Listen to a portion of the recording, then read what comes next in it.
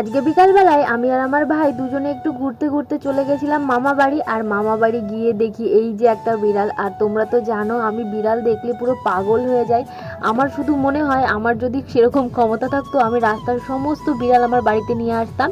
আর গিয়ে আমি এত খারাপ একটা খবর শুনেছি, আমার মনটা পুরো খারাপ হয়ে গেছে সত্যি। ওইখানে আমার পুরো কান্নাই পেয়ে গেছে। তোমরা যারা আমার পুরনো ভিউয়ার্স তারা তো জানো আমার কাছে অনেকগুলো বিড়াল ছিল, সবগুলো আমি আর কি অ্যাডপশনে দিয়ে দিয়েছি, একটাই শুধু আমার কাছে ছিল।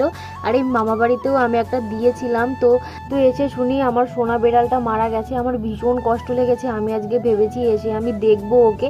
আর এই যে দেখো সেই বিড়ালটা আমার কত সুন্দর ছিল। কি আর করা যাবে, এখন মন টন খারাপ করে বাড়ির দিকে আসছিলাম। আর দিদা আমায় এই নারকেলটা দিল, তো ওটাই খেতে খেতে এখন বাড়িতে যাচ্ছি। আর খবরটা শোনার সঙ্গে সঙ্গে আমি তোমাদের দাদাভাইকে ফোন করে জানিয়েছি যে জানো আমাদের কালী নাকি মারা গেছে। ভীষণ কষ্ট পেয়েছে তোমাদের দাদাভাইও, কি বলবো। আমার সবকটা বিড়াল এত ভালো ছিল, এত শান্ত ছিল, কি বলবো। যারা নিয়েছে তারাও বলে বিড়ালগুলো ভীষণ শান্ত, ভীষণ ভালো। আমার দিদাও বলছিল ভীষণ ভালো ছিল, বিড়ালটা মারা গেল, দিদাও ভীষণ কষ্ট পেয়েছে।